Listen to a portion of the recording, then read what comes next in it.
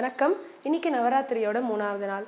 இன்னைக்கு 3வது நாள் அதுமா யாருக்கு ரொம்ப விசேஷம் அப்படின்னு பார்த்தீங்கன்னா வராகி அம்மன். இந்த பேர் நம்ம ரொம்ப அடிக்கடி கேள்விப்படுற அம்மன் வராகி அம்மன்.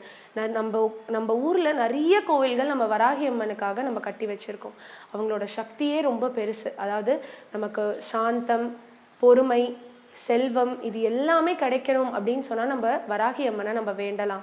வராகி அம்மனோட முகம் எப்படி இருக்குன்னா காட்டுப்பன்றியோட முகம். அதனாலேயே முகம் ரொம்ப கோவமாக இருக்கிற மாதிரி இருக்கும். எல்லாருமே ரொம்ப பயப்படுவாங்க வராகி அம்மனை பார்க்கும்போது. ஆனால் கண்டிப்பாக கிடையாது. வராகி அம்மன் அவ்வளோ சாந்தமானவங்க. அதாவது மகிஷாசுரனை அழிச்சிட்டு மகேஸ்வரி திரும்பி வரும்போது அவங்களுக்கு சக்தியை எப்படி தனிச்சுக்கிறது அப்படிங்கிறது தெரியல. அதனால என்ன பண்ணாங்க, தன்னோட சக்திகளை 7 அம்மன்களுக்கு பிரித்து கொடுத்தாங்க. அதில் பொறுமையான சக்தி வந்தது வராகி அம்மனுக்கு தான். அதனால இருக்கிறதுலே ரொம்ப சாந்தமாகவும் தெளிவாகவும் பொறுமையாகவும் இருக்கிறவங்க வராகி அம்மன். என்னதான் உருவம் நமக்கு பயங்கரம் தரக்கூடிய உருவமாக இருந்தாலும் அவங்க ரொம்ப பொறுமை. அதாவது நம்ம வாழ்க்கையில ரொம்ப கோவப்படுறோம், சின்ன சின்ன விஷயத்துக்கு நம்ம கோவப்படுறோம் அப்படின்னா நம்ம வராகி அம்மனை வேண்டிக்கிட்டு அவங்களுக்கு காலையும் மாலையும் விளக்கேற்றி அந்த ஸ்லோகம் சொன்னோன்னா நமக்கு அந்த பொறுமை தன்னாலேயே வரும். அதனால வராகி அம்மன் நம்ம சேவிக்கிறதுக்கான காரணமே பொறுமை வரணும் அப்படிங்கிறது தான். வராகி அம்மனுக்கு நான் சொன்ன நிறைய கோவில்கள் இருக்குன்னு. வரலாறு என்ன அப்படிங்கிறத நம்ம இப்போ தெரிஞ்சுக்கலாம்.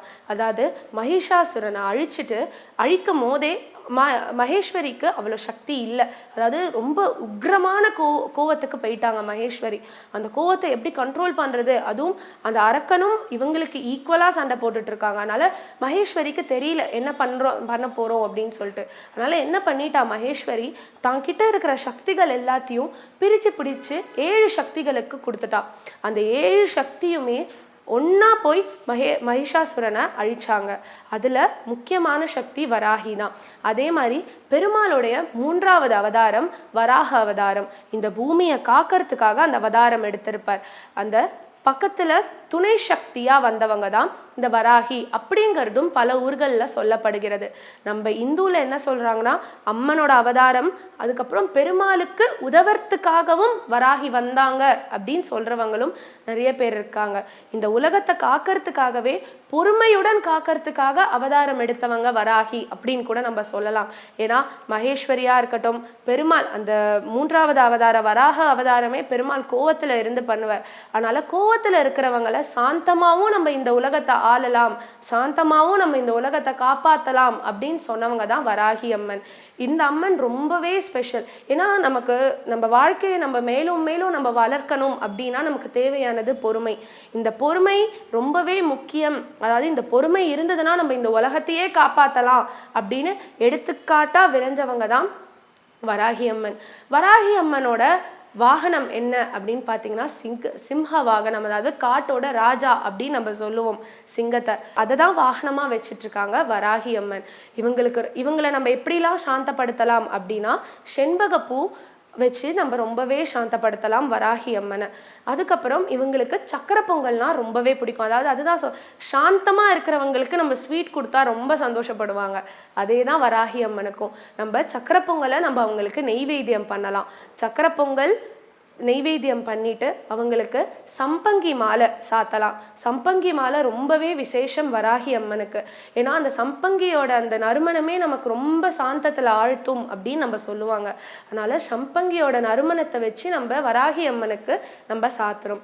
இதுவே வராகி அம்மனோட மிகப்பெரிய பொறுமையான ஒரு ரூபமாக நம்ம காணப்படுகிறது.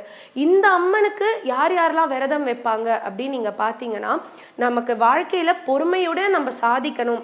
அதாவது நான் சாந்தமாக இருந்து எனக்கு ரொம்ப கோவம் வருது, நான் அந்த கோவத்தெல்லாம் தள்ளி வச்சுட்டு நான் சாந்தமாக எனக்கு வேண்டியதை நான் வாங்கிக்கணும் அப்படின்னு சொல்லி விரதம் இருக்கிறவங்க இந்த ஊரில் நிறைய பேர் இருக்காங்க. அந்த அன்னைக்கு மட்டும் விரதம் இருக்கிறவங்க அப்படிங்கிறவங்க நிறைய பேர் இருக்காங்க. அதாவது எனக்கு பொறுமையோடு நான் இருக்கணும், அதுக்கு நீ தான் வராகி எனக்கு உதவி செய்யணும் அப்படின்னு சொல்லிட்டு இருக்கிறவங்க நிறைய பேர். அதில் இருந்து விரதத்தை அன்னைக்கு சக்கரை பொங்கல் சாப்பிட்டு அந்த விரதத்தை முடிப்பாங்க. இதுவே வராகி அம்மனுடைய அவதாரத்தை பற்றி கூறுவது. இந்த வராகி அம்மனுடைய கோவில் நம்ம ஊரில் ரொம்பவே நிறைய இருக்குது. அதில் ரொம்பவே பெருமை வாய்ந்த கோவில் அப்படின்னு நம்ம பார்த்தோன்னா ஷோலிங்கர்ல ஒரு கோவில் இருக்கு. அதுக்கப்புறம் உதக கோசமங்கை அப்படிங்கிற ஊர்ல ஒரு கோவில் இருக்கு.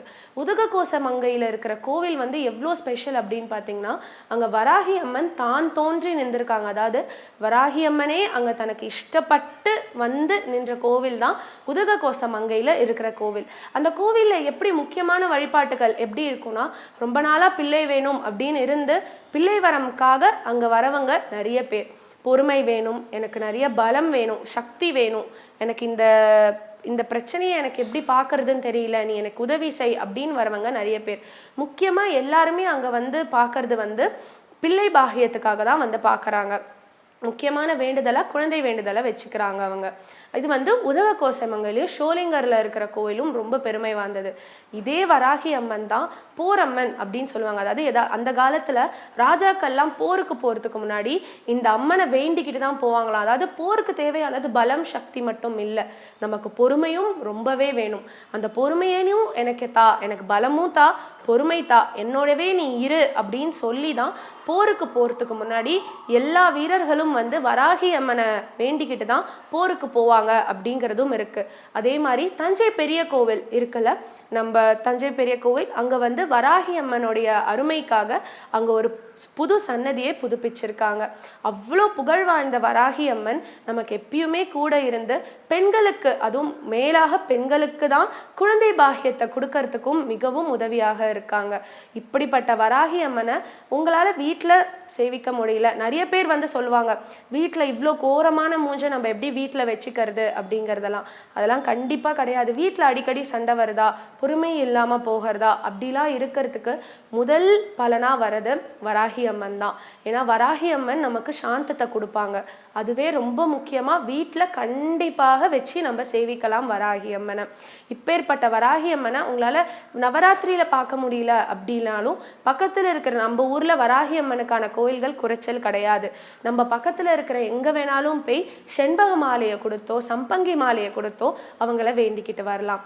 இதுவே வராகி அம்மனுடைய மிகவும் முக்கியத்துவம். நன்றி.